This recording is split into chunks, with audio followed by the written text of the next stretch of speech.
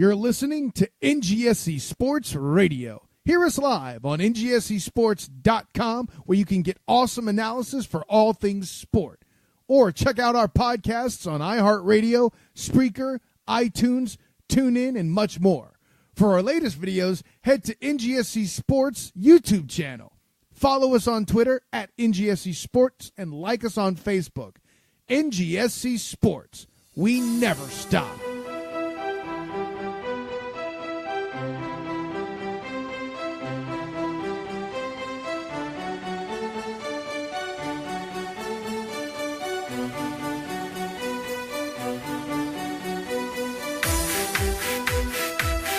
Kind of thing for a badass rapper. Like if I ever won my $500 million in the lottery, I would literally have I would have a bathroom like this. I'd spend like $1 million on a fucking bathroom.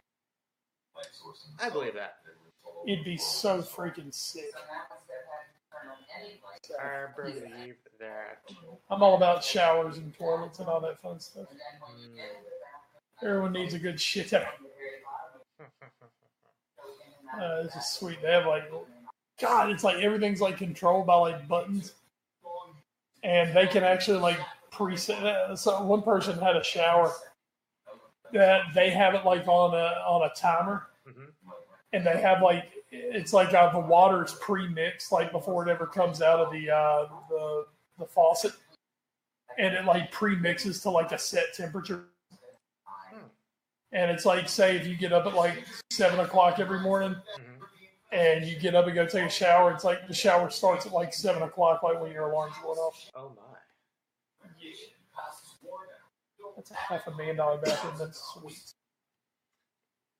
Oh. Sweet! Oh my. And luckily for us, it just ended, so I can now give you, Ed Green, undivided attention. Oh, thank you. As I'm sure the people will love hearing on the Afford Affair podcast that doing this podcast. This week's episode, awesome bathrooms. Oh, man, I wish. There are some teams definitely going towards the toilet. We'll talk about that. Oh, nice. Lovely this. Hey, welcome to the Afford Affair podcast, episode 224. I am Edward Green, joined as always by McCall in Crime, Wes Bradshaw. We have a humdinger of an episode for you guys today. We will be breaking down the latest in the Premier League, where I will be giving, in a new segment, brand new segment, I will be giving scalding hot takes, and Wes Bradshaw will tell me why I'm an idiot for giving those hot takes. We will give those hot takes later, though, in the Premier League. We'll have news and notes, just one story, but damn, is it a big story that has really just come through today. So wait for that a little bit, and as well as watch for and a big So Raw after SummerSlam and WWE Raw on Monday night. Some big stuff. I went to bed happy. Always good when he goes to bed happy. And we're also, of course, happy with NGSC Sports. They're presenting this podcast. And at ngscsports.com, we never stop. And the soccer sure does it now that we are 2 weeks into the Premier League season. First, for the hot takes, let's get to the matches we're not going to talk about. Cardiff and Newcastle played to a 0-0 draw. Everton got back to winning ways with a 2-1 win over Southampton. Theo Walcott and Richarlison. Richarlison again hitting on the board, worth every pence, I guess, since we're in England right now, as Danny Ings, fresh on loan on Southampton, got a goal, but it wasn't enough to pull the Saints back. Leicester gets their first win of the year with a 2-0 win over Wolves. An own goal unfortunately started the time for Matt Doherty. And then a good summer buy on the cheap for Leicester, James Maddison, coming in and picking up the second one right before halftime. West Ham is in a little bit of turbulence as they have a second straight loss to start the season. This time a 2-1 loss at home to Bournemouth. The Cherries are up. Marko Arnautovic with the penalty for West Ham in the first half. But in the span of 6 minutes after the hour mark, Bournemouth turned it all around. Goals from Callum Wilson as well as Steve Cook gave the Cherries all 3 points. And then finally, Watford 3, Burnley 1. And Turf Moor not looking as hard as it was last season, as Watford got 3 goals, 2 of them in the first half. to get past the tough Burnley side, as Watford look like one of the early surprises of the season, which means, of course, around week they will be changing their manager and everything will go to where? The toilet. Ha ha! There we are. So, Wes, let's now go as we do our 5-match talk. And we are going to start, speaking of toilets, Ohio State suspended Urban Meyer for 3 games. Good for them. That's not where at least they did something. Yeah, that's not where we're starting, though, speaking of toilets. I'm just kidding, Nick Petrovich. We are going to start, though. He's a bobcat. Don't even pretend. That's true. We're going to start at the Amex Community Stadium, where Brighton and Hove Albion pounded Manchester United 3-2. And yes, that is a score that flatters to deceive. Paul Pogba with the pity penalty, as one writer put it, in the 94th minute. United's blushes a little, but it was all Brighton all the time. Goals from Glenn Murray and Shane Duffy just 2 minutes apart at the 25-minute mark. And Pascal Gross with a penalty just before the half made it 3-1, which saw Brighton on to the win. So obviously there's been a lot coming out of Manchester United this week. A lot of transfer talk. Mano Raiola getting on the Twitter and just blowing everything up. There's been unrest. So Wes, hot take of hot takes. Here's my hot take about Manchester United. Jose Mourinho will finish the season at Manchester United. Tell me why I'm wrong. I think you're. Now that said, with that hot take, I can see where he could, but right now it feels like a hot take right now. It has all the classic feelings of the third season.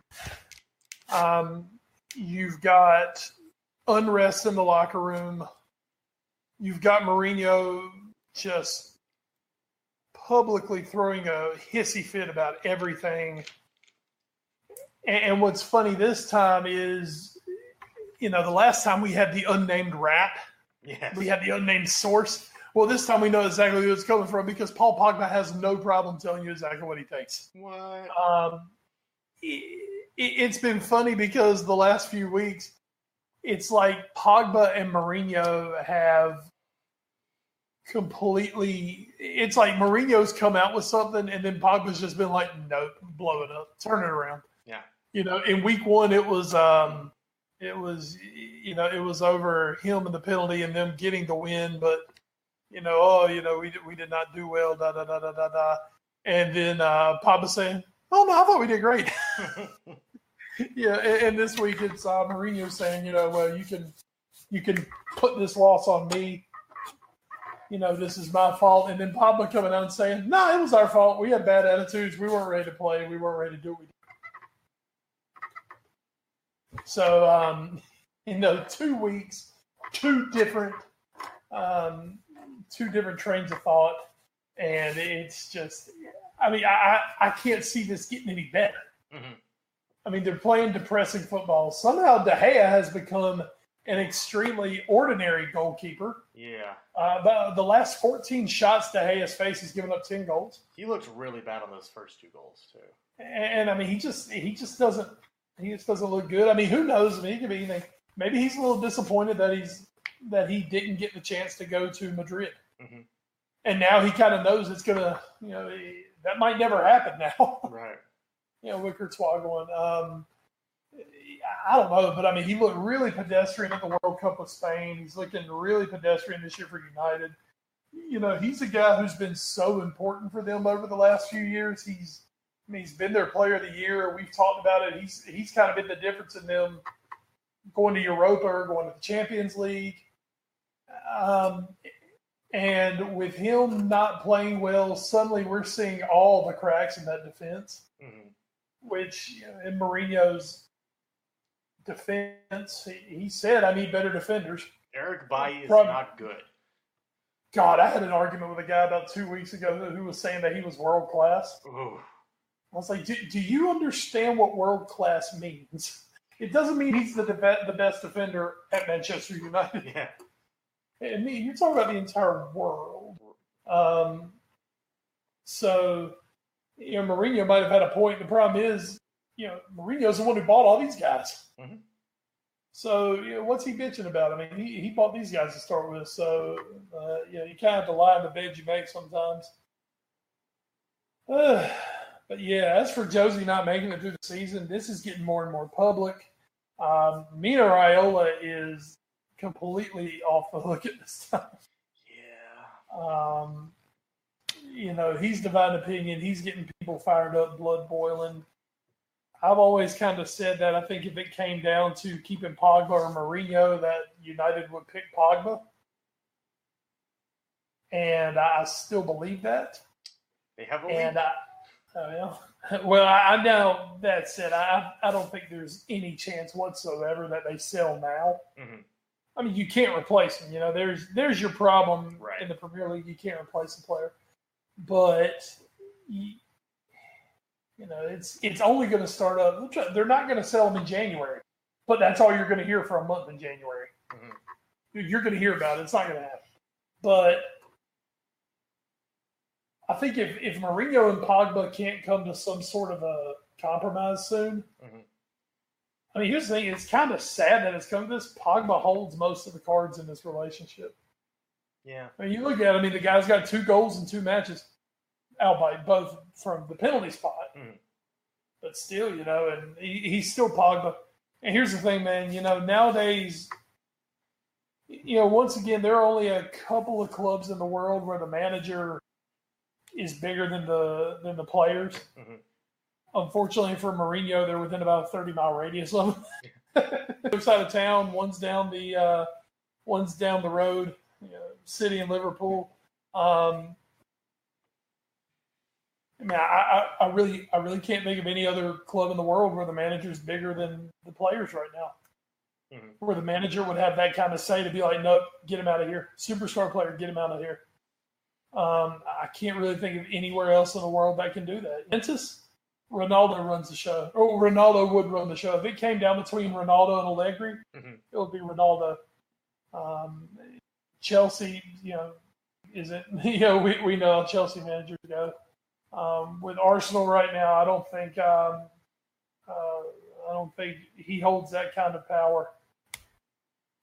Pochettino, maybe, but I still think if it came down to Pochettino or Harry Kane, Spurs are picking Harry Kane. Mm-hmm. Now, let's put it this way. I think if it came down to Pochettino or Harry Kane, I think Pochettino would be the odd man out. If it came down to Klopp or Salah, it would be Klopp.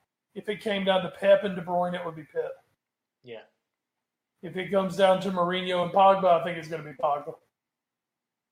So, there are very few situations in this world where the manager has kind of that autonomy. Mm-hmm. And unfortunately for Mourinho, he's not at one of them. And B, he's just under a complete microscope anyway at this point. Mm-hmm. A lot of it has been self-made. You can't blame anybody but himself for some of this shit. Yeah. But I just... Now, here's the deal. Here's why I could see him staying to the end of the year. It's going to cost a good amount of money to get rid of him. Yeah. Just signed a new contract in January, I believe. Mm-hmm. Which, okay, still can't figure that out, but okay. Yeah, I can't figure out how you give a guy this bumper contract, but then won't give him any money to go get what he wants, or then won't go get him what he asked for. Right. So that was stupid. That was stupid in its own right. But that's United. That's United under Woodward and the Glazers. Yeah. But yeah, I could definitely see Mourinho gone before this season's out. I'm gonna play you a scenario I had out in my head when I was thinking of the questions I was gonna ask and the hot takes I was gonna give. This was kind of my where my brain went. If Mourinho does leave United, I started thinking, how. Okay, wait. Let me back up. I thought if Mourinho stayed at United, why would he stay? And A, you said the cost. B, I also don't think there's a valid replacement out there right now that would leave to come to United. The only scenario I could come up with, and if you think I'm wrong, or if there's a better one out there, please let me know, or tweet at us if you guys out there think of a better one. Here's my scenario where it works. It's about week 12, 13. Newcastle's in 17th. Rafa didn't get what he wanted in this transfer market, and all of a sudden the United job opens up. Rafa leave for United? Two-edged sword. A, I don't think Rafa would go. B, don't think. I mean, buddy, you've got to understand that would come with Rafa going to United. Okay. Think about it. When Rafa went to Chelsea, Mm-hmm. fans threw conniptions because he had been the Liverpool manager. Mm-hmm. Liverpool and United don't mix. Okay. All right. Yeah, I just and Rafa Benitez is still a guy who's extremely well thought of by a large majority of Liverpool supporters. Mm-hmm. Yeah, I mean, the guy won us our last Champions League. I mean, he is one of three men to win a Champions League at Liverpool. Mm-hmm. He enjoyed, he went to war with Alex Ferguson. More words, a lot of nasty things said back then. I don't think that would work at all. I don't think it would ever. I think if that came out in the paper, Mm-hmm. I think United fans would go absolutely ballistic. That was really. But I think that's my point. Is that's really the only scenario I can ever see happening where United gets a semi-comparable manager in the middle of the season if they get rid of Josie. The only one I can think of is if they had an agreement that no one knew about with Zidane. Well, we heard about Zidane possibly coming in at the end of the season. Yeah. So. Yeah. Let's say, but that I'm just saying that could be something. Sure. Zidane, or I'll throw this out. I wonder what old Tony Conte's up to these days. Yeah. No, I cannot see Conte. Well, I thought, didn't he go back to be the Italy men's coach? Is he there now? I thought so. I might be wrong. I might be I don't think so. I'll see real quick what he's up to. I don't believe he's. I believe he's got a job right now. I think he's just kind of chilling. Yeah, you're right. I think that was mentioned in the beginning of the summer, 2 months before they actually ended up firing him, that when he would be let go, that he would go there, back there. So that's my thought on that one. Don't believe we don't also forget that we could always get a start to the off rumored Ryan Giggs Man United. Yeah. Yeah. I mean, there's other ones like, we could always get Sam Allardyce back into the thing, but like, oh my sweet Jesus, it would be the dream of Sam Allardyce. I'll finally got a big club. No. There's no way in hell they could go for Sam Allardyce. They would go for a caretaker manager. They went for David Moyes. Don't forget. But I mean, at least David Moyes had gotten Everton to the Champions League at least. Yeah. I mean, we're talking Sam Allardyce, who just literally barely kept Everton above water last year, and is like the most. I mean, remember with United, a lot of it, they're playing the PR game, mm-hmm. and they're playing the world sponsorship game. Mm-hmm. Oh yeah, you can't even for half a season go into someone's office. Yeah, our manager Sam Allardyce. No, I mean there's just some things that won't happen. I could almost see them luring away Gareth Southgate before Sam Allardyce. Yeah. And that wouldn't be a great hire either. I mean, literally, I could see them just going with an interim manager for the rest of the season, and then maybe having something set up for Zidane or someone to come in next season. Mm-hmm. The thing is, United, you don't want to be out there without that manager, mm-hmm. and you're not just going to settle to bring in Allardyce or Alan Pardew or someone like that. Mm-hmm. But at the same time, I mean, if Mourinho gets to a certain point, you can't. If you're not playing well, Mourinho's just gone off the rails. He's talking shit about ownership. He's talking shit about the players. He's talking shit about Ed Woodward. I mean, there does come a point where you can't possibly keep Jose Mourinho around. Sure. Oh, yeah. And I don't think we're not at that point yet. Mourinho, I think, is kind of trying to play nice right now. But it's just it's like it's just not in his system to be able to do it very long. Yeah. The best thing that got for United is just get a couple of 3-1s or 2-0s, and just kind of get where they're not talking about you every week, and then maybe they could try something. But right now it's just all eyes are on them. I mean, you can point, well, Arsenal's lost their first 2 matches. Yeah, they also lost to, 2 teams that have a chance to finish in the top 4. And the runaway pick to be the champion. Okay, Arsenal's just under a brutal start. New manager. People know, and they're having to somewhat rebuild that team. I mean, this is year 3 Mourinho. This team's supposed to be rebuilt by now. Yeah. You're supposed to be poised to win a title this year. Not whining because, the near 400 million pounds that you spent hasn't been enough the last 3 years. So, I mean, there's a definite chance, but I think United just has more minefields to that than Crystal Palace did, or Watford will, or something like that. Sure. So, yeah. Sure. Well, it's already started interesting at United, and it's only going to get more crazy from here. Don't worry, Ed Woodward. Your sleepless nights have only just begun. Balls. So we're going to head over to Stamford Bridge for our second match and our second hot take. A big 12:30 Eastern Time match between Chelsea and Arsenal. Chelsea looked like they were running away with it early. Pedro with a goal in the 9th minute. Murata, he scored in a goal in the 20th minute. I was about to text you all sorts of snarky things about how terrible Arsenal is. But, lo and behold, they came back with 2 before the end of the first half from Mkhitaryan and Alex Iwobi, who, Bleacher Report kind of sent out a bunch of people who didn't like Alex Iwobi, and then he scored a goal. Ha, ha, ha. Bleacher Report, you suck. So it went to half 2-2. Arsenal and Chelsea fought, and then Marcus Alonso snuck one past Petr Cech in the 81st minute to give Chelsea the 3-2 win. My hot take, Wes, for this match is that both teams have a lot of holes. Neither one is that great. Arsenal even less so than Chelsea.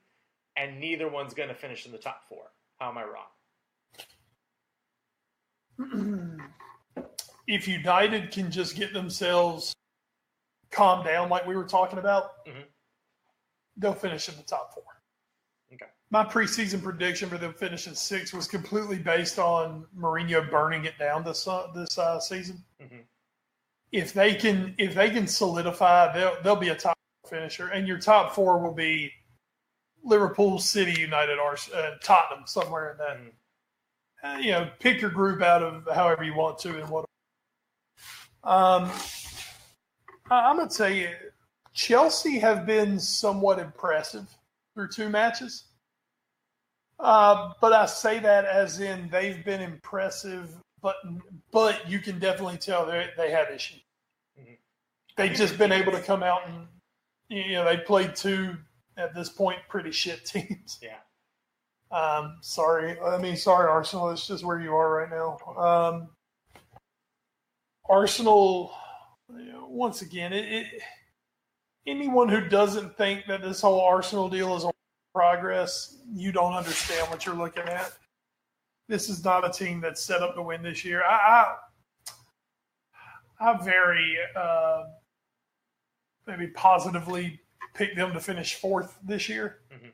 Through 2 matches, I've seen the extreme error of my way.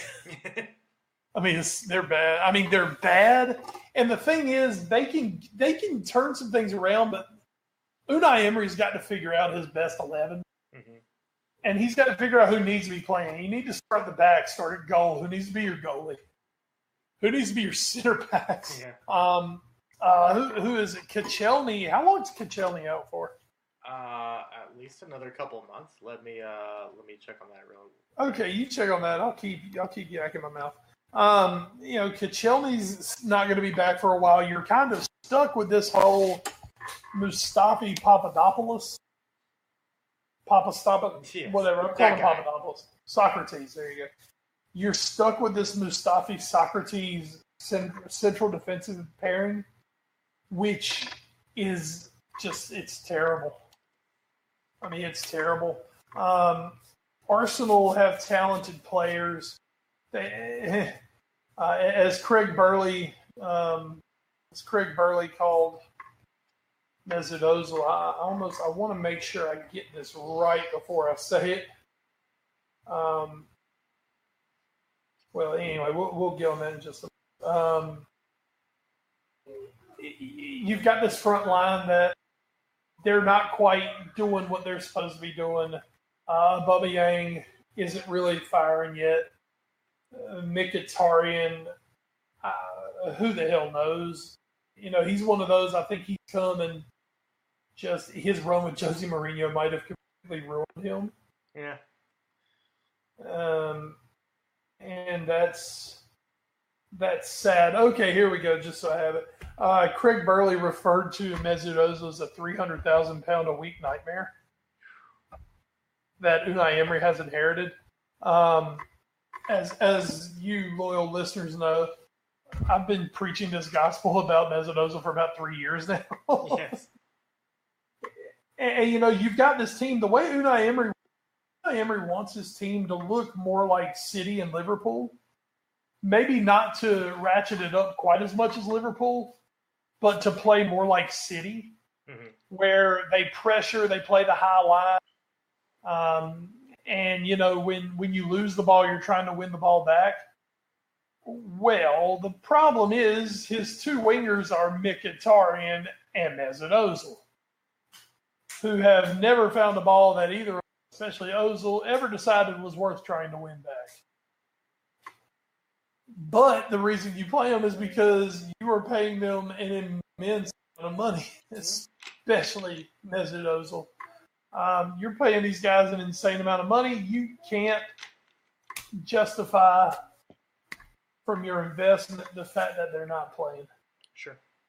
And Emery is still new enough in this job where he kind of has to go with those big names because I don't know if he knows. Truth be told, I can't tell you if Arsenal has anything else. But right now, what you see Emery stuck with a team that is not built the way he wants, and he's stuck with them. And I think it could get tougher at Arsenal before it gets better. I think Arsenal may have the right. I'm a little bullish on Emery as a manager. But to expect the top four finish, any sort of a title challenge, I think right now is ludicrous. And right now, by the time it's said and done, we could see Arsenal fall to a point that we've never seen them fall personally. I mean, Arsenal could be back into the top 10 this year. Yeah. It could just turn out to be that tough of a season for them, especially when you've got some other teams that I think are capable of pushing. One of them I was wrong about earlier, one being Everton maybe. I still think West Ham's going to turn around. Bournemouth's looking really good early on. Leicester is looking right solid early on. I mean, there's teams that can push for that Arsenal spot. Certainly. So, tough season coming up for Arsenal. And real quick on that note, we didn't even mention Sai Kolasinac, who's also out still until at least October when he'll return to training. Koscielny, he won't return to training until November. So that's going to be a while still before he's back in the fold. So Arsenal dealing also with a lot of injuries and what's already – and I think you mentioned, Emery's trying to figure out his best 11. I don't think he has most of that best 11 available to him, which is definitely a problem. But at the same token – neither of these teams can play defense. If you can prevent goals against either of these teams, you're probably going to win against them. And that's I think both of these clubs' biggest problems. Chelsea looks a little better than Arsenal. They're obviously scoring a lot more goals, but I worry very much about the back line. David Luiz didn't suddenly get a lot better again overnight.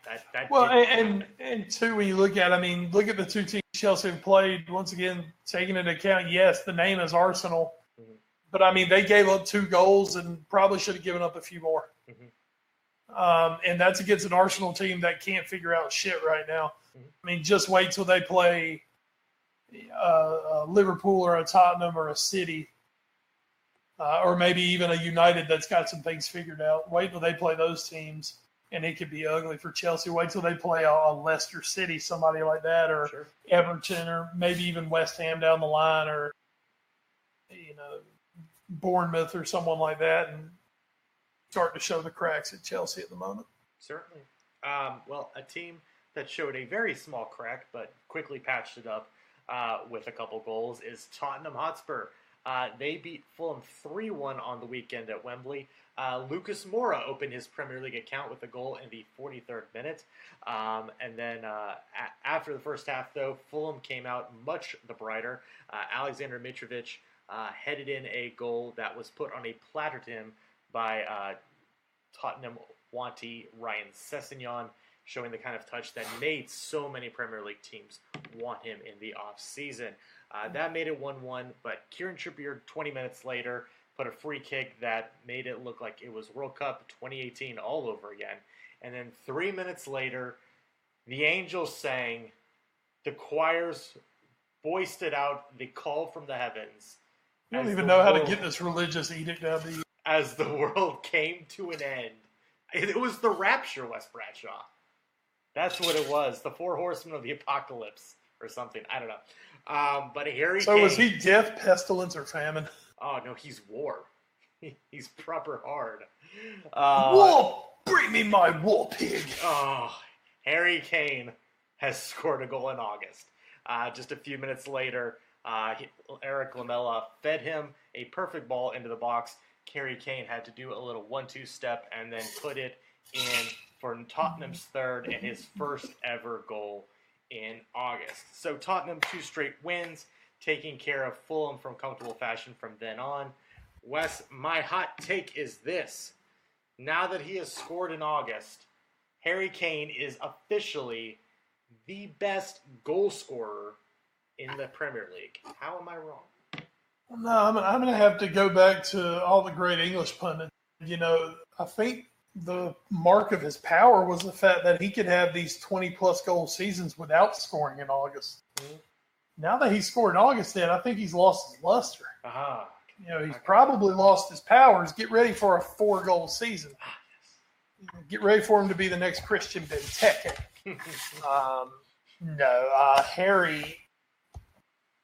Harry Kane may not be the most explosive scorer in the league.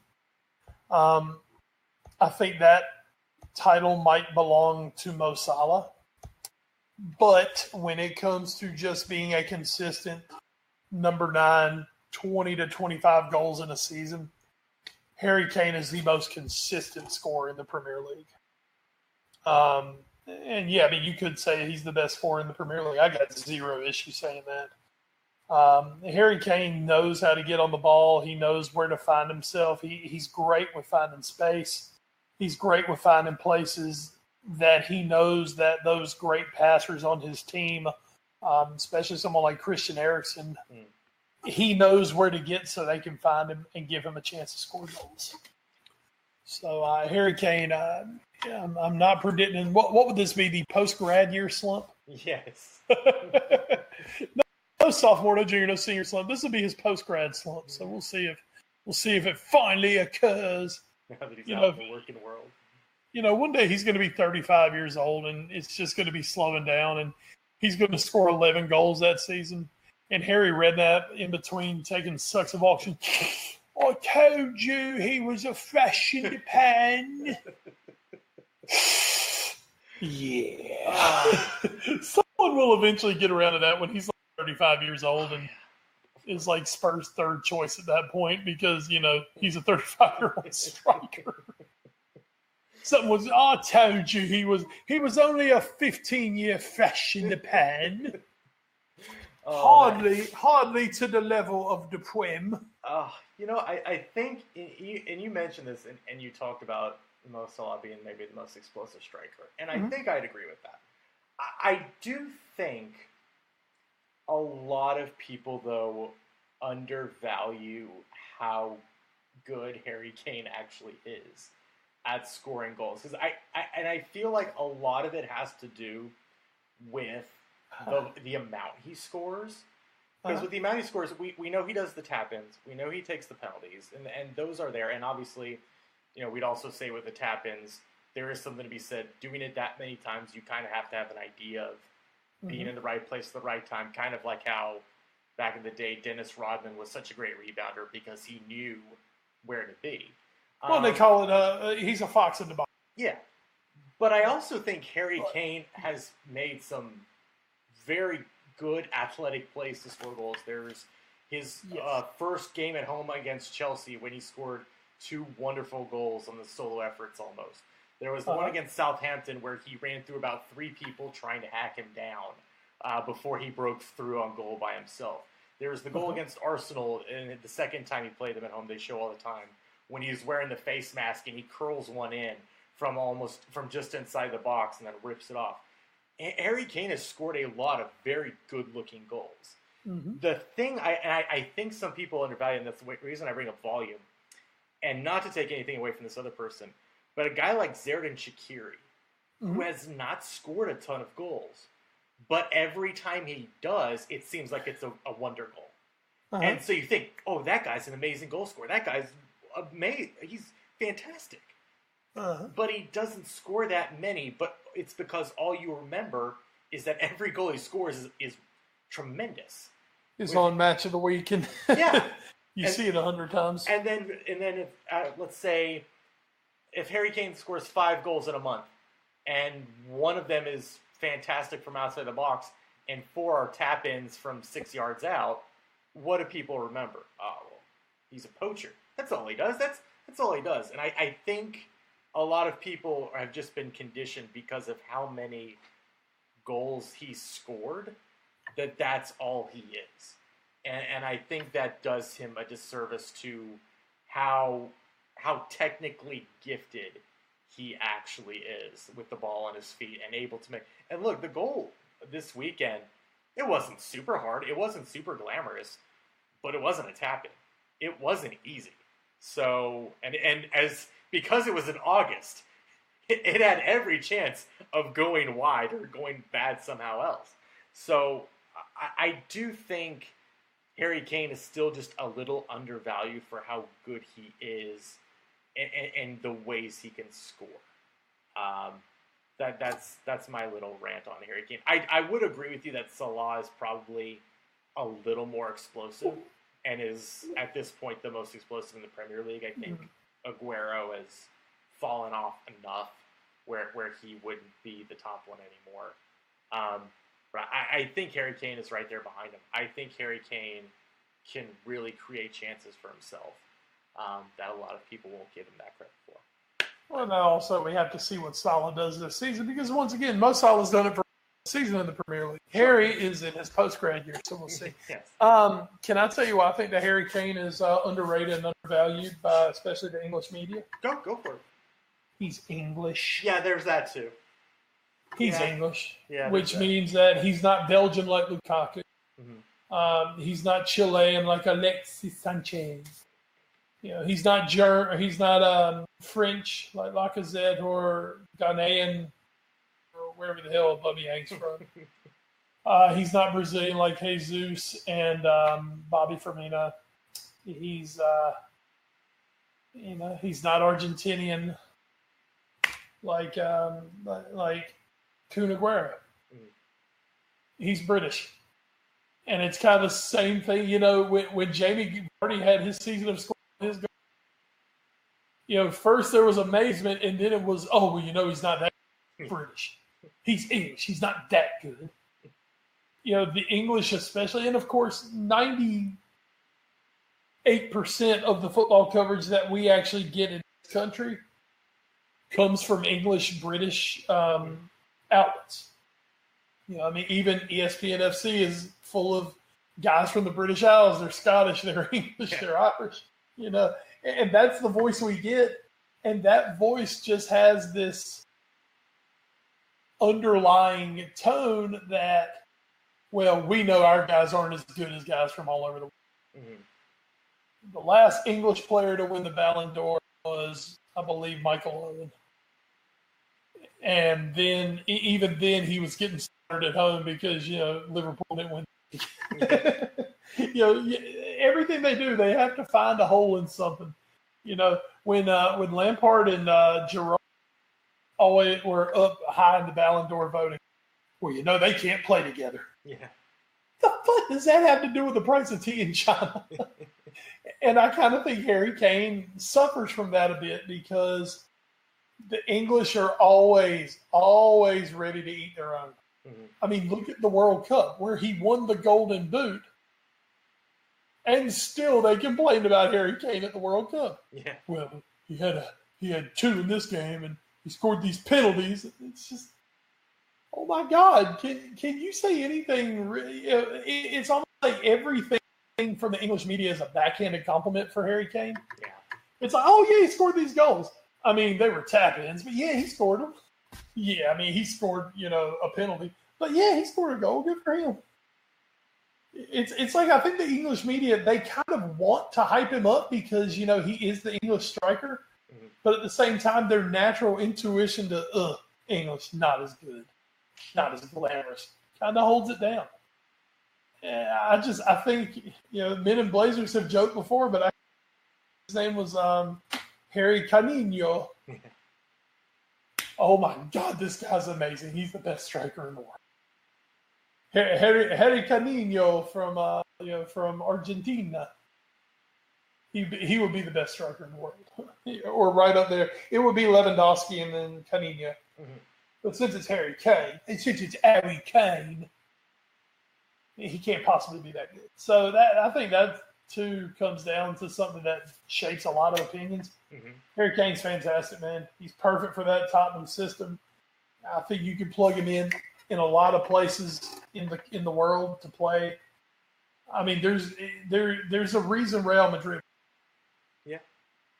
Don't get it twisted. It's not so, we can sell some shirts. Yeah, they would sell some shirts, but they're not going to bring him into league unless he can play. Mm-hmm. Harry Kane's fantastic. He's fantastic. And when I say more explosive scorer, when I say that about Salah, it's also due to the position Salah plays. He's a winger. Sure. And he scored 40 goals last year. I mean, it's just what it was. He gets it. Salah's known to run and dribble and, outrun people or run past people and just do these things. Where Kane is more, he's a number 9/number 10 mm-hmm. who kind of stays more central and doesn't have that blinding pace. He's fast, but he doesn't have like the blinding Mo Salah pace. Mm-hmm. That said, I think he's much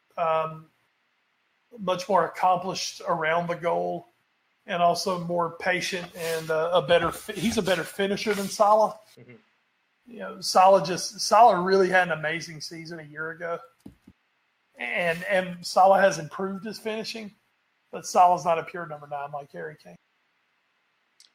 Well, different kinds of players. Sure, absolutely. And let's talk about those players. And I'm going to combine my last 2 hot takes into one because they're kind of the same. They're slightly modified for each team, though. On the one hand, we have Manchester City, who absolutely spanked Huddersfield Town 6-1. Mm-hmm. A hat trick from the Kun Aguero. Gabriel Jesus added another. David Silva added one. And just for a good measure, even one of the Huddersfield Town boys put in one for City, Terence Kongolo, with the own goal in the 84th minute.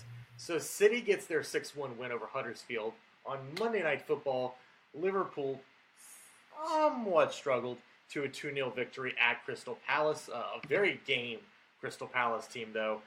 James Milner scored a penalty in the 45th minute after Mo Salah was adjudged to have been fouled in the box.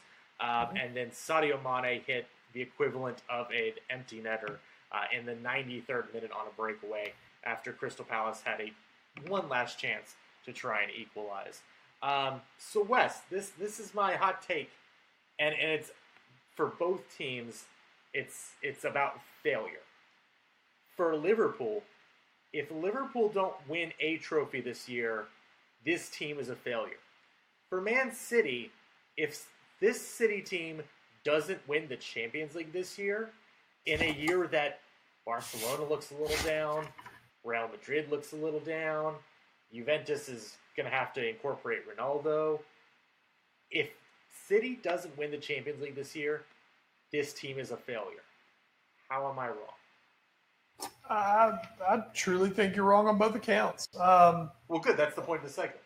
Well, there we go. Liverpool, let's put it this way. If Liverpool don't win a trophy, but they finish second to City by 3 points, 4 points, and they get to the semifinals of the Champions League, I just don't think you can call it a failure. I mean, he's a specialist in failure. He spent $100 bajillion on a keeper and a centre back, and I can't do it anymore. But that's the argument. Well, if Liverpool go from, I believe Liverpool had last year and finished fourth. Mm-hmm.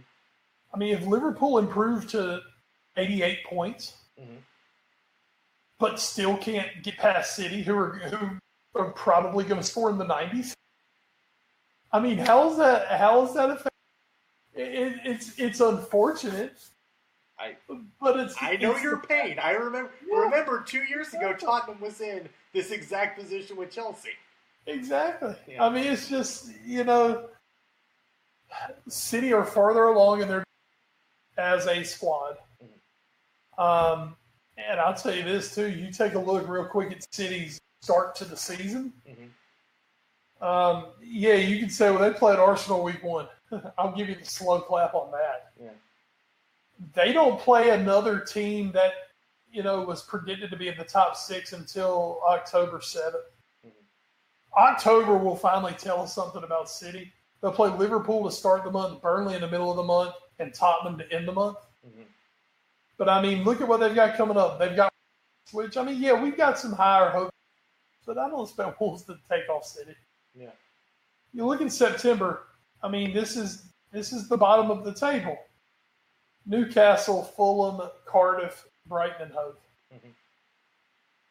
I mean, what would you expect from that other than, 12 points? Yeah, I agree.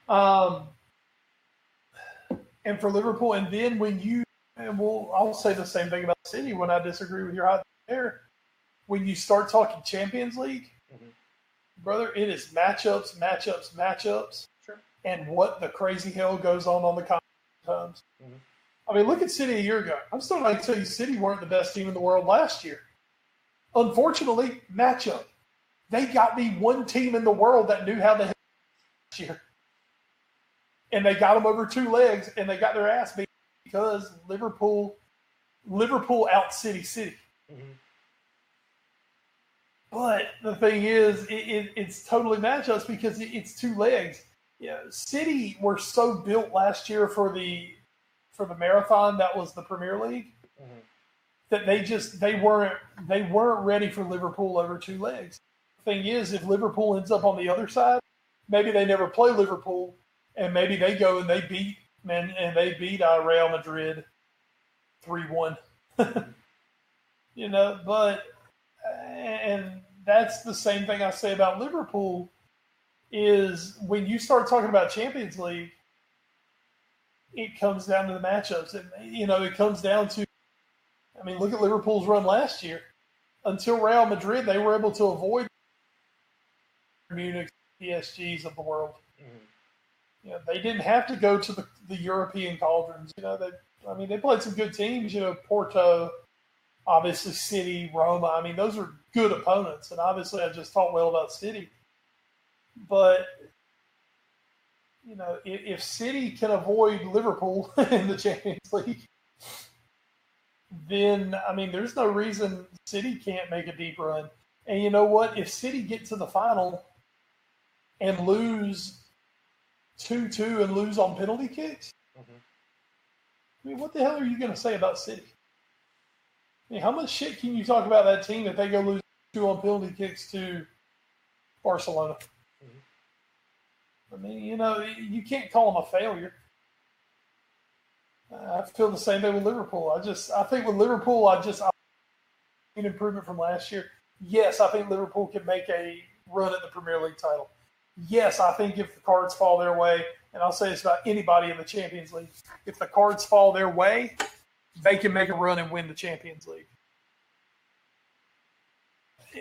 What I don't want to see is a title race by 20 points.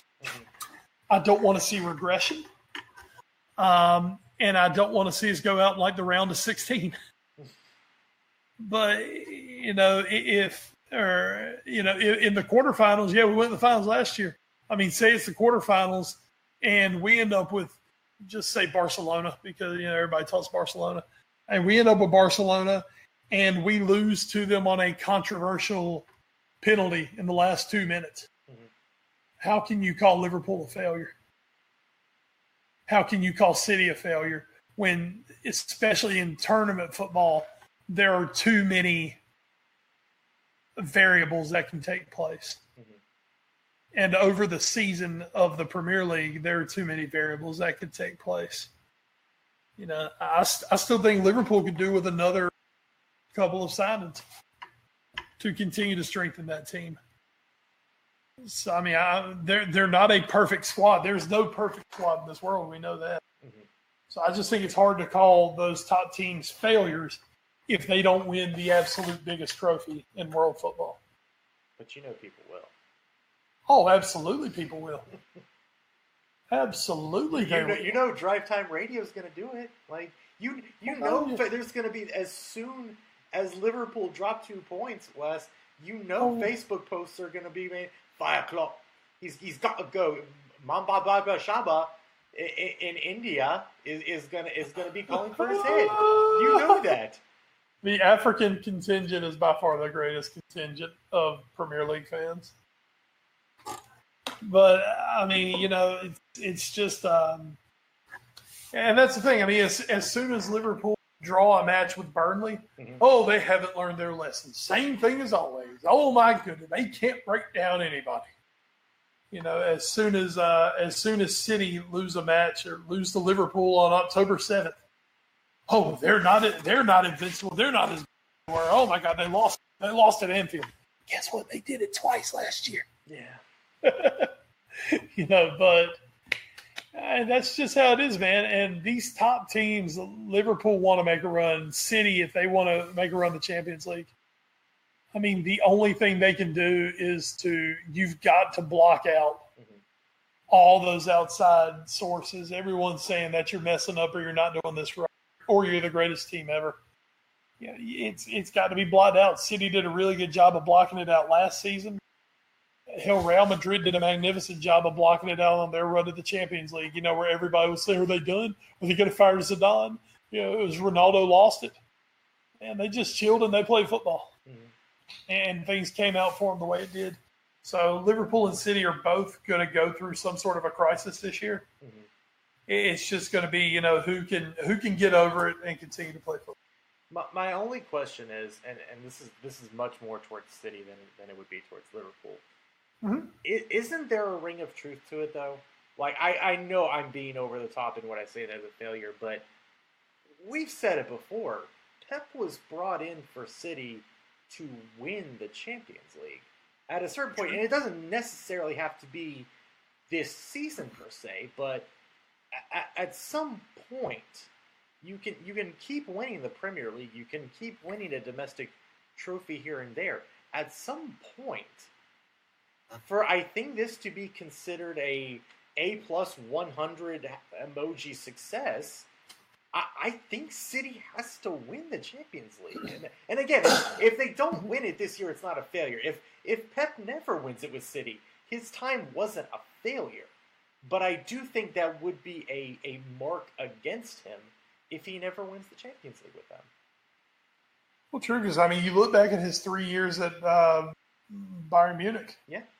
Which are kind of seen as, what the hell, man? Yeah. You were brought here to win Great, you won Germany 3 times. Whoop-de-damn-do. Of course, I think that's also a different look from City because winning the Premier League does mean. Sure. Oh yeah. I mean, right now, yeah, winning the Bundesliga with Bayern Munich, well, congratulations. Yeah, it's like winning Ligue 1 with, Yeah. with PSG. Whoop-de-doo, Basil. What does it all mean? But I think there is a thing somewhere, and for Klopp, there's going to be a point where Klopp feels that they have not achieved what they want to because, Klopp said he came to Liverpool to win the Premier League. Sure. And he said he thought he could do it in 3 to 4 years. Well, here we are. It is time to put up on. When you're a fan, you kind of look at ways where I've seen us when we're at the bottom of our. I remember the 6 hellish months that Roy Hodgson ran my club. I've seen us in the relegation. You want to vomit. So we've got probably the most exciting manager in world football. I'm going to knock that kid out. We've got probably the most exciting manager in world football, and yes, we play great football, and we're always competing. But yeah, after a while, you do want to see the end product of it. You do want to see that end result. So, I'm not calling them failures after this year, but I want to see progress from both of them. Sure. Liverpool increasing that points total, making a real run at the title, finding a way to look like they belong in Europe, not just that they're there. Sure. Yep.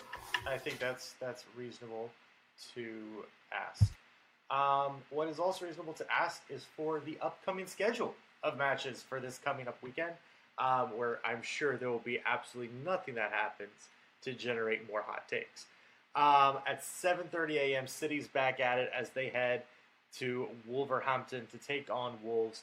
Again, that is 7:30 Eastern.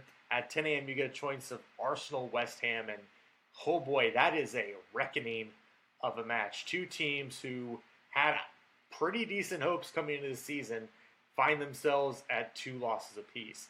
This is a big match, I think, especially for Arsenal, considering it's at home under a new manager. Southampton and Leicester also at 10 a.m. Huddersfield and Cardiff at 10 a.m. and Bournemouth at Everton at 10 a.m. That one's usually a spicy matchup. And then Liverpool host Brighton and Hove, fresh off their upset of Man United at Anfield at 12:30. On Sunday at 8:30, you get Watford versus Crystal Palace, two of the higher teams early on in the season. And then 11 a.m., you get the choice of Newcastle versus Chelsea, Rafa, and welcoming in his old team, as well as Fulham versus Burnley.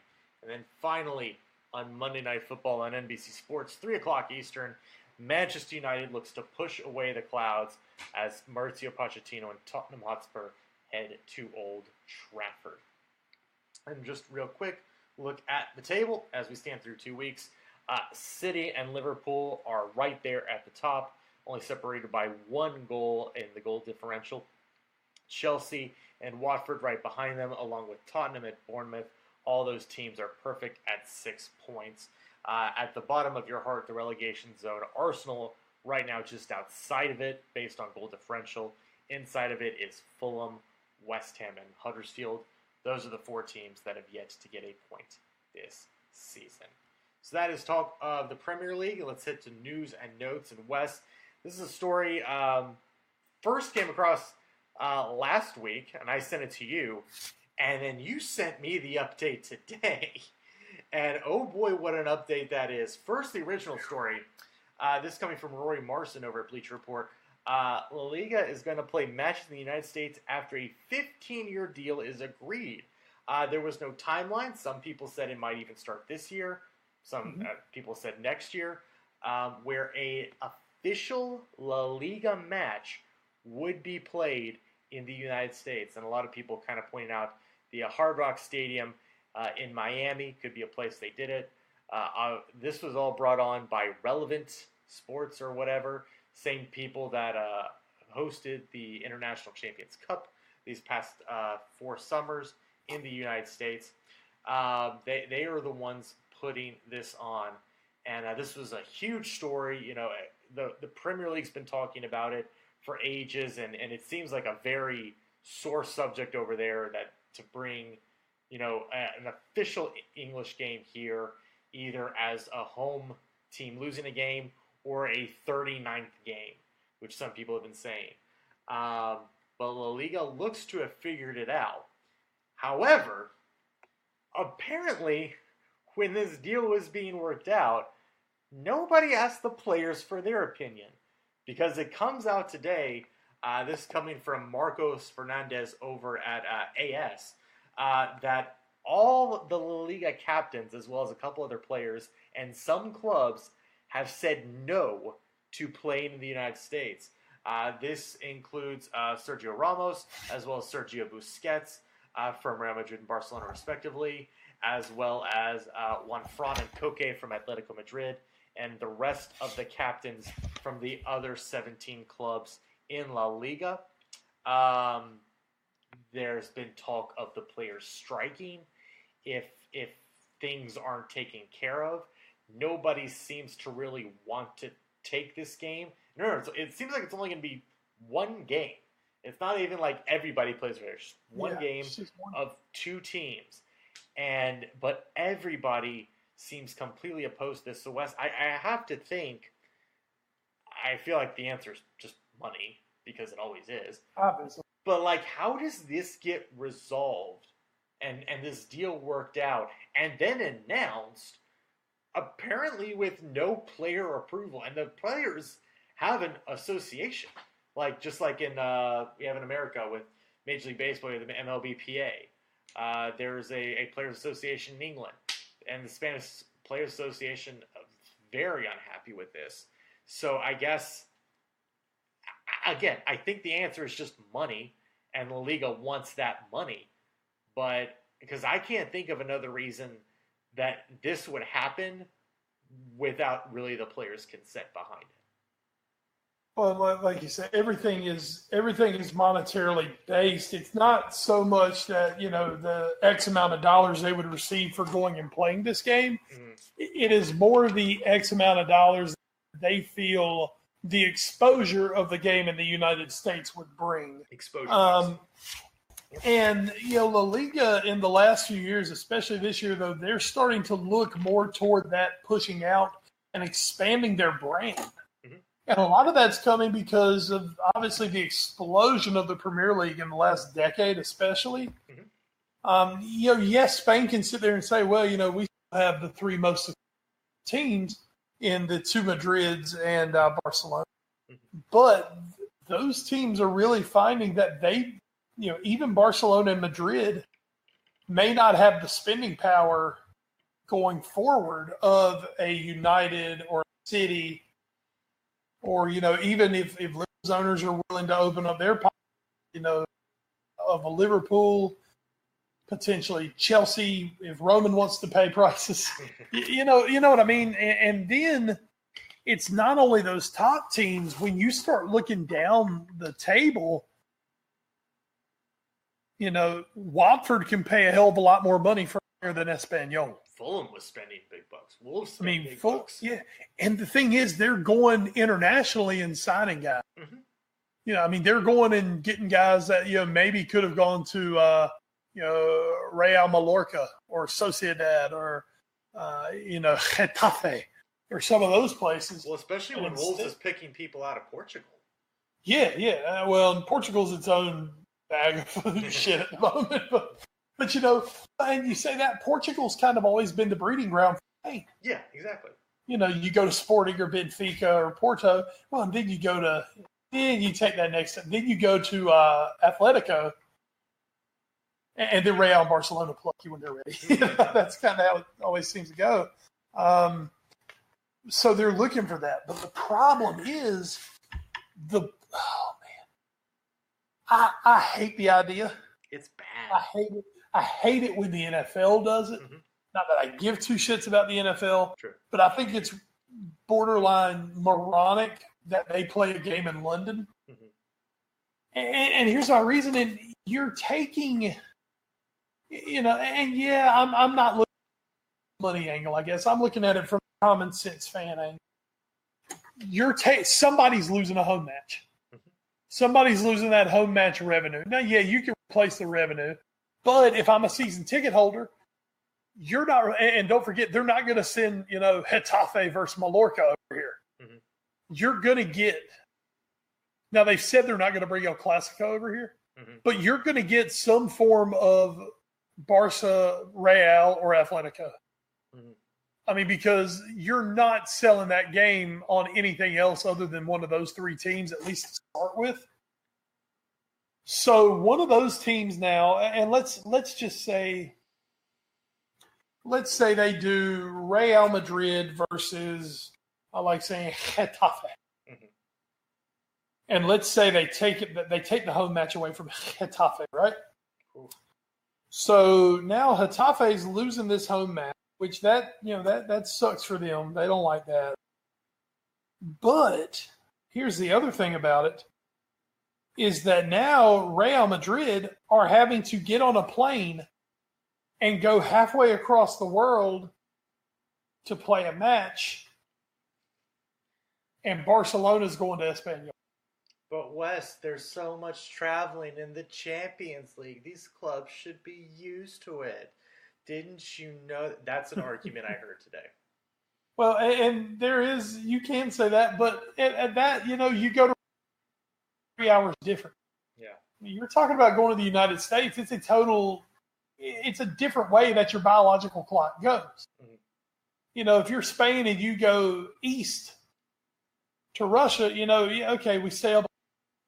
You go to the United States, man, your whole day is flipped up. Mm-hmm.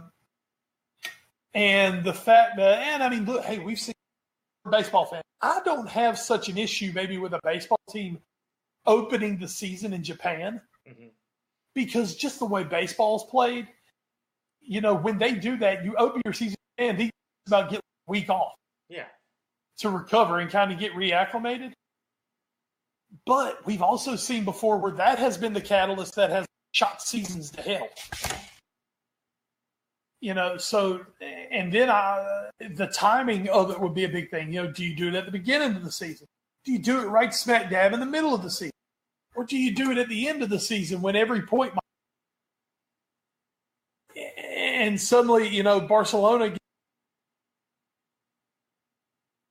Girona, or Celta Vigo, but then Real Madrid have to fly halfway across the world. And hey, what happens if they've got Champions? Yeah. So you're telling me they're going to play in Miami Saturday and then have to fly back and then fly out again and go PSG on Wednesday? I mean, what the hell are you doing to these guys? Mm-hmm. Yeah, I don't think the 39th game is worth shit because, I mean, to me, I've always figured out, how do you come up with the 39th game? Everybody's already played everybody twice. Yeah. I mean, who are you? You just going to randomly pick somebody? And, oh, wow, okay. Oh, cool. I get to play Stoke. Oh, shit, I have to play Man City. Yeah. Well, who the fuck came up with this idea? Other than somebody from Manchester United. But I don't see how it works. And now, if you're La Liga, I mean, how far are you going to try to shove this down their throat if the players are like, if it comes to it, we'll strike? Yeah. I mean, are you willing to risk a season, your reputation, anything on your own turf or around Europe? Are you willing to risk all that to go play a fucking game in Miami so Charlie Stilitano can get his jollies off? I mean, and two, no offense, I don't understand why suddenly the United States deserve a top flight match that matters. I mean, what makes the U.S. so special that suddenly you're playing league games? Yeah, I think it's cool. And you can argue the International Cup, but I mean, I think it's cool that, we get to see our teams coming over here. I don't expect, nor do I want, Liverpool to play a game that could mean 3 points between winning a title or not. Sure. I don't want them to play that game in Charlotte. I agree. at a football stadium, that the Panthers are playing on the next and played on the week before? And is it going to be, set up for football? Mm-hmm. I don't want that. And if you go to Miami, you're playing the fucking Dolphins, Hurricanes, Hard Rock Stadium. Yeah. Those are football stadiums. You've already got an NFL and a college football team in there. How good do you think that pitch is going to be? I mean, and on top of it, once again, when are you going to play it? Are you going to play in the early part of the season where it's 104 degrees in Miami? I mean, there's just so many variables to this. And then once again, somebody's getting screwed from having to play this match. Mm-hmm. The fans, if I bought season tickets, hey, you know what? I might live in Leganes, but I grew up a diehard Manchester United, Real Madrid fan. Mm-hmm. And you know what? I saved all my money because, my God, I wanted to see Real Madrid worse than anything in the world. And I was able to buy season tickets just so I could get that Madrid match. And, now it's going to be played in Miami. Yeah. Fuck you. I mean, if I'm a season ticket holder, I'm filing a damn civil suit against somebody. Mm-hmm. I think that could be another thing you see. You're going to see a ton of people filing suits against the club or the league because I was sold this ticket. I was sold this season ticket based on the fact that, hey, I'm going to see everybody once, and now you're taking that match away from me. And I didn't have a choice in this, but yet I still pay for my season tickets. Mm-hmm. So, there's just I think there are so many landmines to this. I hope to God the Premier League just shuts the hell up. Play your damn matches where you're supposed to play your damn matches. Play them in the country where the league is. Go play all the exhibitions you want. You know what? If the Champions League want to somehow start playing games overseas, well, then you deal with the Champions League in doing that. But the Premier League, La Liga, Liga, Serie A, do not do this. You are opening Pandora if you try this shit. You're opening the door for everything to just go to hell. So, I'm obviously not in favor of this. No, I'm not either. I for all the reasons you mentioned, and just the logistics just seem really bad. And again, the NFL is doing it. Guess what? Oh, hey, that certainly doesn't make it okay. I was like, that's my point. Is if the NFL is doing it, there's a good chance you shouldn't. I'm just gonna. You want to know what else the NFL's doing? I mean, there's so much the NFL's doing. Hey, you guys want to start kneeling for national anthems over there? No, because luckily, only if they keep saying, only if Gigi Buffon keeps singing when he does that. Then you just got to tilt the camera down towards him. I mean, what would have happened if Gigi had kneeled and sang? It would have been anarchy. Anarchy, I tell you. Anyway, I don't understand what player benefit there is here. And I get it. You can make the argument, well, fans pay your salaries. Well, not these fans. The fans in Miami aren't paying my salary. Why am I getting on a plane to go play for a bunch of people who aren't going to watch me 90% of the year? Because guess what? And here's maybe the biggest reason for it. Wes, what channel do you watch the Premier League on? I watch it on NBC and NBC Sports. What channel do you watch Serie A on? I believe ESPN this year, right? Yes, ESPN Plus. ESPN Plus. What channel can you watch the Bundesliga on? That would be Fox Sports. What channel can you watch La Liga on? beIN? Yeah, yes. And needless to say, it's pretty much the only one I don't get. Yeah, and that's maybe what's really driving this is La Liga, for as big as a couple of their teams are, don't have a major media presence. They don't have one of the major sports networks really covering it hard. Again, because ESPN swallowed up Serie A because of Ronaldo. I mean, they were kind of already going to before the move, but once he did, they were like, give us the entire package. So Serie A has, for $4.99 a month, you can watch every Serie A match. You know, if you have a Fox Soccer subscription, you can watch, I think, most, if not all, Bundesliga matches. If you have NBC Sports and NBC Sports Gold, you can watch every Premier League match. It's really easy. It's not that easy to watch La Liga matches at all. And so I think this is a way of La Liga trying to stay relevant when they don't have much media exposure. And let me tell you, this is the wrong way to do it. It's absolutely the wrong way to do it. I don't know what network they could go to. Like, I don't know when the contract runs out with BN. Not that BN is done. We've turned WHIG That's jumping off point for anyone. There you go. Well, I mean, you know, you've got. I mean, just look at the major networks. You got.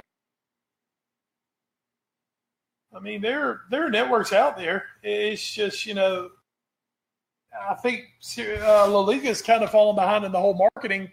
You know, I think a lot of it's had to do with the fact that people usually just salivate over to them because of Messi and Ronaldo. Mm-hmm. You know, so they haven't really had to go out and do anything. So, but, you know, if they want to keep up, they're going to have something. Well, and half of that combination is now gone. Exactly. And so I think that's kind of brutal. But again, I think this is the wrong way to do it, because again, this is one match, and guess what? Johnny, Jimbo, Jim Tan in Miami, he might go watch Real Madrid Getafe. Do you think he's going to give two shits about Getafe after the match? No. Do you think he's going to go like, damn, that was a really fun match. I want to learn more about Getafe. No, he doesn't give a fuck. They're going to go to say Real Madrid. They're going to say, I got to say Real Madrid without Ronaldo, by the way. And then it's done. And whatever. I think this is a bad idea. And I mean, well, and I'll say another thing real quick. I mean, to me, you know, as a United States fan who loves European soccer, to me, I mean, yes, I guess if Barcelona come, the difference in Barcelona coming for the ICC and coming for a real match is in the real match they'll play Messi. Sure. The whole time. They'll play Luis Suarez. You know, I guess it'll matter. But I'm going to tell you, man, you know, to me, going to the ICC matches that we've gone to, I've never given a flat-ass rip that they didn't matter for 3 points for my team. Sure. You know, the first time we went, what was the one thing in the world I cared about? You wanted to see Steven Gerrard play at all? I wanted to see Steven Gerrard play, and I saw it. And it was like my soccer highlight ever, because I got to see my favorite player ever play. Hey, the next year we saw Zlatan play 45 minutes. He scored a goal, and we got to talk to him after the match. That's it. And he talked to us. I mean, you know, and we got to smell Aggie. Oh, it smelled wonderful. Oh, it was great. You got to ask Jose Mourinho a question. I did, and he answered it. And he answered it without a hint of sarcasm to it, I don't believe, if I remember correctly. That was the old Mourinho. But, you know, I mean, at the end of the day, my day as a fan out wasn't made because, this mattered for 3 points and we got 3 points. No, I still think right now getting to see a Barcelona or a Madrid or United or City or something like that in the United States, it's the novelty of it. Yeah, it was a celebration. Why does it have to be a league game? Yeah. Come play the exhibitions. I'm fine with that. I mean, shit, these teams, they do that shit at the end of the year. You know, always hear about Barca and them doing it. Oh, they're, you know, they just play a game all. Wes, let me throw this out there. If they really want to play a match that matters, come play the whatever their equivalent of the Community Shield is. Or they just play the Super Cup. Come play the Super Cup. That matters. It's a trophy. There you go. Seriously. You know, because usually you play that under. Yeah. So yeah, I mean, come do something like that, sure. But you know, don't just put a random in the middle of the season. I mean, what you know, what's more enjoyable for me? Oh, Real Madrid got 3 points off Getafe. Or, I mean, you know, as in our case, man, we got to see Jose Mourinho and we got to see Zlatan Ibrahimovic on the same night. Yeah, I mean, it didn't matter at the end of the day who won or who. Shit, we got to see the stars, not just one set of stars in a shit team. Yeah. Even though you could say things about AC Milan that year, but still. So yeah, I mean, it's also Liverpool probably, but it was just. I think they're going overboard trying to force this whole. It has to be a league match. Yeah. So we'll see. It'll be interesting to see if the players. I think there's another meeting in September that they're going to have with the association and everything, and see. I would be fascinated if the players decided to go on strike, though. That would be all the wrong press to get out of this, and I would laugh my ass off if it happened. Want to be more like the NFL? Here you go, alienating fans. All right, speaking of alienating fans, Wes, let's hit the watch for. What are you watching in the week that was or the week that will be? Ed, you must have read my mind because I've been alienated channel at this moment. Perfect. Where I finally got the chance this week. I went and I finished my last 2 episodes of season 2 of 6. Of course, about SEAL Team 6, they were magnificent. They left us with a decent. We had a decent ending, but also so much promise for next season. So I go on my Google machine, type it in, and I'm like, man, let's see when the next season starts. Oh, they canceled it. Womp. Well, fuck you, History Channel. I guess we needed more TV shows about, gold miners sleeping in their underwear and, finding things to sell to a pawn shop, right? Yeah. History Channel's kind of going the way of MTV. As in, MTV doesn't play music, and the channel doesn't do history anymore. So a show I thoroughly enjoyed over 2 seasons. There's only so much history you can have. Seriously, it's not like it gets made every day. Oh, wait. That was their slogan forever. Oh, God. History's made every day. Well, why don't you talk about it? Womp. So I guess I'm not going to get another season of 6 coming up.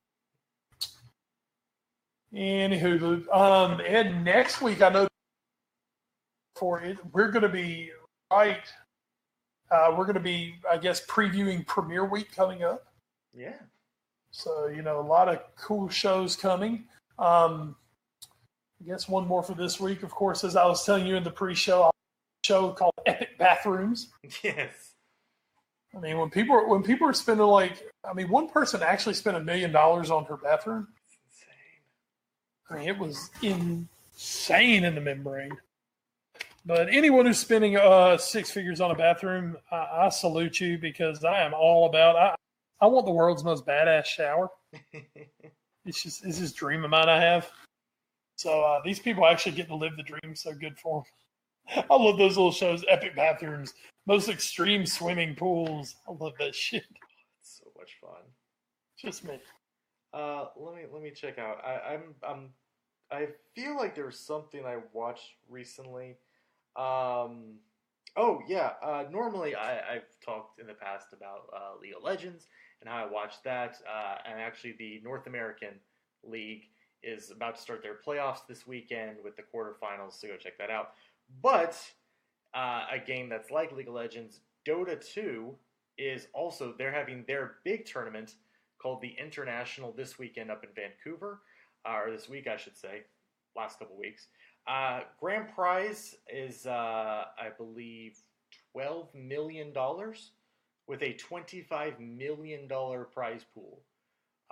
So if you want to go check out teams playing for absurdly high stakes with a video game, go check it out. It streams on Twitch and YouTube or on Steam, wherever you want to check that out. Just type in Dota 2 or just type in the International 8 because it's the 8th one. It's very confusing. I don't recommend just like happening on it at a glance. But hey, if you want to see it just for the drama, again, it's a $25 million prize pool, and one team is going to take home a huge chunk of that. So a lot of money on the line there for those gaming guys. But Wes, speaking of the guys and big prizes, Boy. some big prizes were won this weekend, as and some big executions were handled at SummerSlam. So let's get so raw. Guys, second biggest weekend of the year behind. Mm-hmm. I'm not gonna lie to you. I was not home Saturday night. I have not seen Takeover. I heard the Adam Cole match was just out of this freaking world. And we all know what a huge Adam Cole fan I am. Oh yeah. So we'll just I'll let you guys watch that one on your own. So I'm gonna have to go back and do the same thing.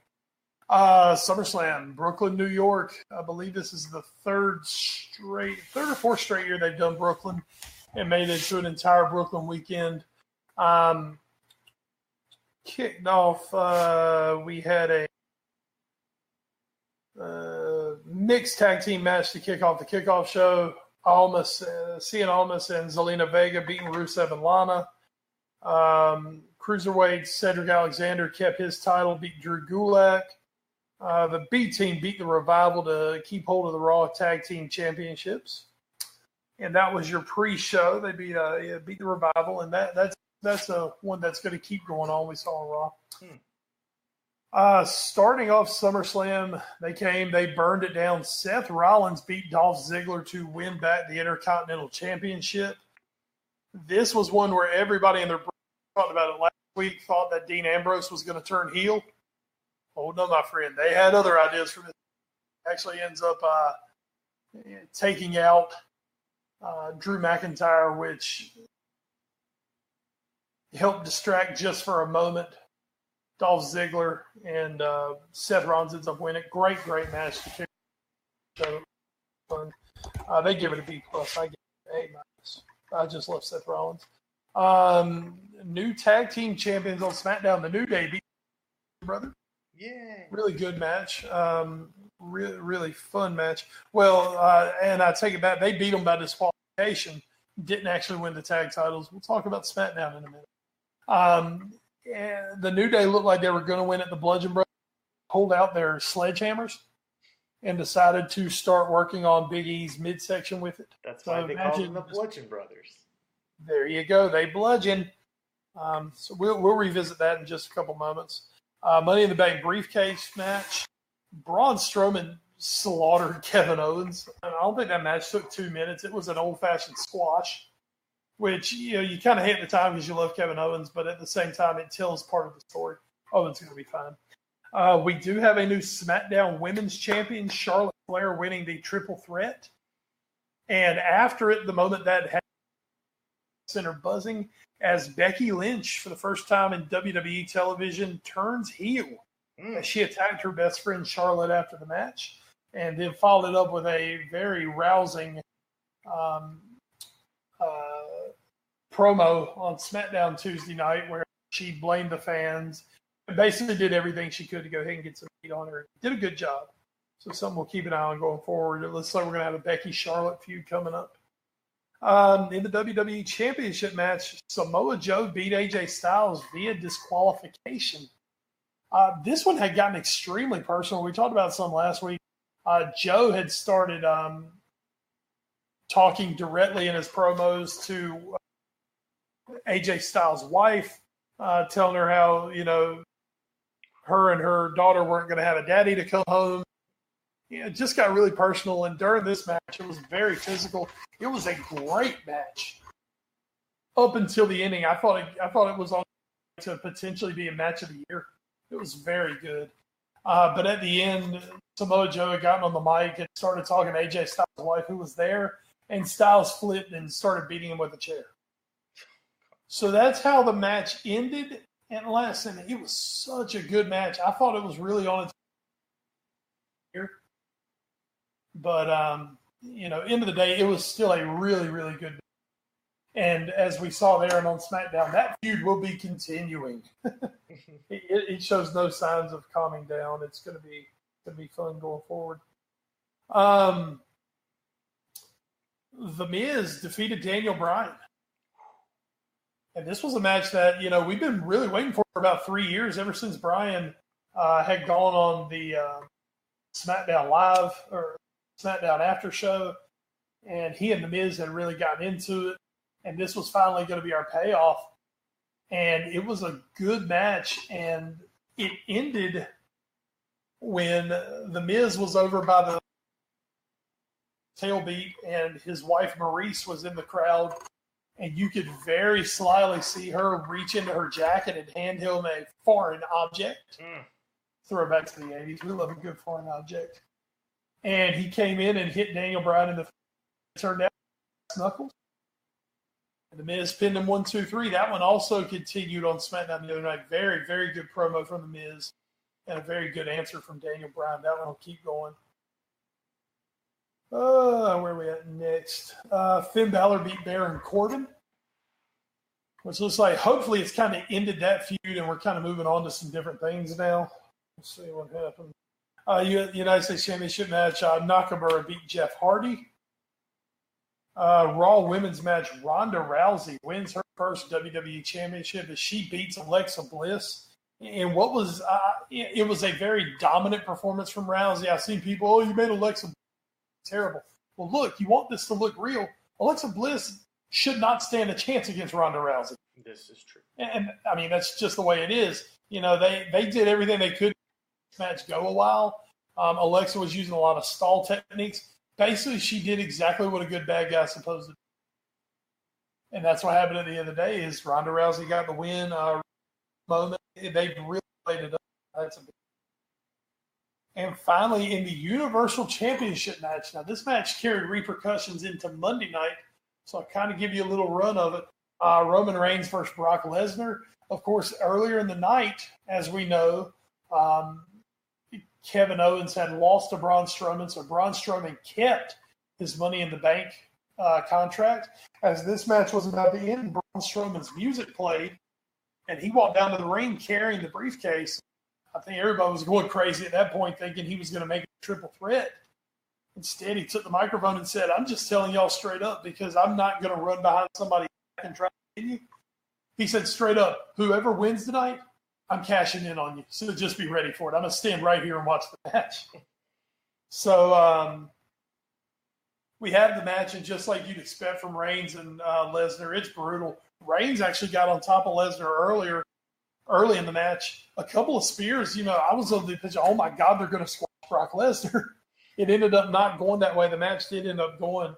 But Brock Lesnar got himself distracted, got dealing with Braun Strowman, ended up leaving Braun Strowman laying on the after an F5.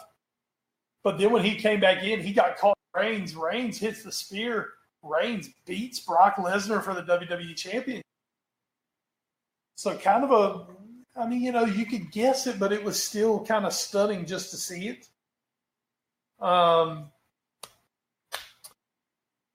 And then you're looking out toward the runway, but, Braun Strowman's left laying, so he can't do anything. So with that, Raw goes off the air.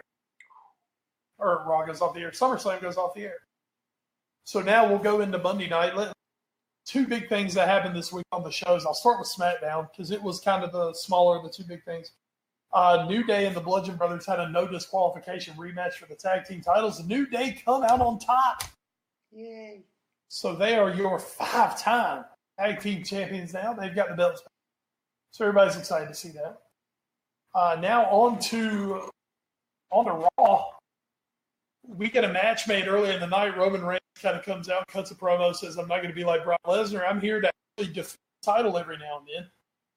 And he starts off by giving Finn Balor the rematch for the Universal title that he never got after losing it due to injury. So that was our main event, was Finn Balor and Roman Reigns. And it was a really good match. Now let me throw this little caveat before the match. Here comes Braun Strowman. Same thing as the night before, just so you know. Whoever wins, I'm cashing in on you. So we have a good back-and-forth match. Roman Reigns ends up winning, retaining the title, and then there's Braun Strowman. Oh, no. And Strowman comes in, gets a piece of Reigns, knocks the shit out of Reigns, leaves him, hands him the briefcase, tells the official he wants to cash in. They announce it over the loudspeaker. He wants to cash in. Now they're just waiting for the bell to ring.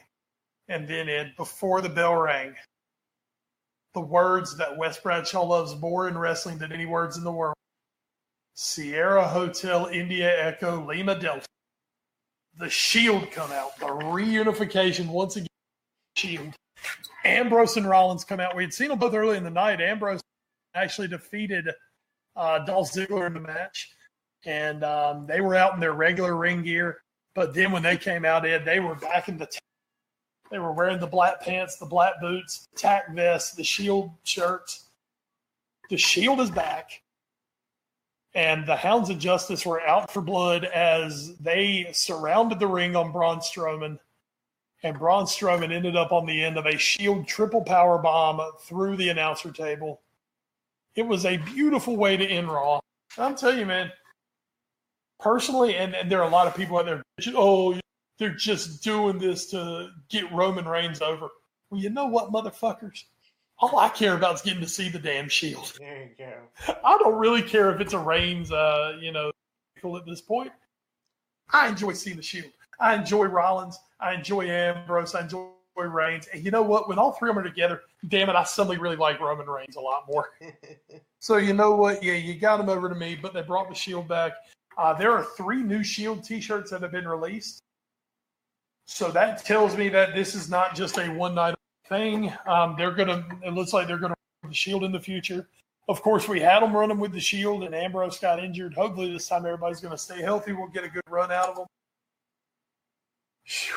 And, man, it just makes my damn day to see those 3 guys together with the fist in there, the triple power bomb, and the numbers. The Shield lives. Long may the Hounds of Justice reign. And that, Ed, is this week's So Raw. I love it when men fist each other. It is truly a sight to behold. And Ed, you need to shut your damn mouth. I'm glad we're able to get So Raw about that. And we don't make jokes on the Shield's expense. Anyone else, I would be right down there with it, especially with it being Raw. But damn it, not the Shield. Oh, well, never brought women, children, and the Shield. Come on. There you go. All right, so that's going to do it for episode 224 of the A Foreign Affair podcast. Once again, thanks to NGSC Sports at NGSCSports.com. We never stop. You can find them on Twitter. You can also find us on Twitter. As a collective, we are known as @AFAPod. Wes, you are? I'm at Wes Bradshaw 21. I'm at Edward Green. You can also find us on Facebook, Instagram, and YouTube via our parent show, the All New Sports Show. You can also email us at that address, allnewsportsshow@gmail.com. Once again, thanks to all our podcast providers, including Podbean.com, Stitcher, Spreaker, iHeartRadio, the TuneIn Radio app, Google Play Music, and the iTunes Music Store. We'll be back next week for episode 225 to go over week 3 of the Premier League. Manchester United and Tottenham are the match of the week on Monday night, and some other big matches to come from there. And hey, maybe we'll have some more news about that player strike in La Liga. We'll see. But that is going to do it for this episode. But before we get out of here tonight, Wes, is there anything else you'd like to add? Tonight the Red Sox win number 89 on the season. They beat Cleveland. I'm going to tell you, man, the one team in the American League I'm scared of is Cleveland. And they're like the worst division leader. Why is this happening? I know, but Cleveland, for some reason, they play us well. Yeah. They play us well. Even the other night, we should have beat Cleveland. Yeah. Whatever. I think we'll be all right. But anyway, the Red Sox are marching on toward that best record.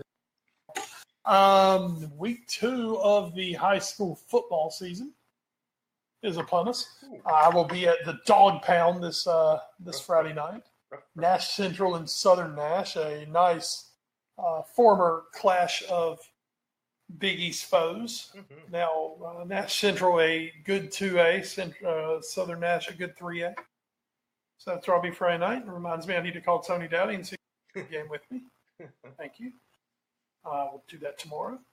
But other than that, man, I'm just ready to see Liverpool play again this weekend. Even night, kill myself at 12. Don't do do that. it for my reasons. I'll do it for. There you go. Well, he'll do what he needs to do for his Reds, and we'll do what we need to do to see you guys back on the air next week. Until then, for my call and crying Wes Bradshaw, I am Edward Green. As always, guys, stay safe and enjoy the football. But not you, Pogba. And good night, Jose Mourinho. Sleep tight. Maybe you won't have to be in that Manchester hell too much more. We didn't even talk about how he complained about City having no class. Oh, yeah. God, yeah, we haven't even gotten the documentary yet. I haven't even watched it. I've got Prime Video. Yeah, me too. We will. I don't know if I want to really watch 8 episodes. I heard it's super good though. Oh yeah, no, I've heard it's amazing. I'm just like, I've heard it's almost even better.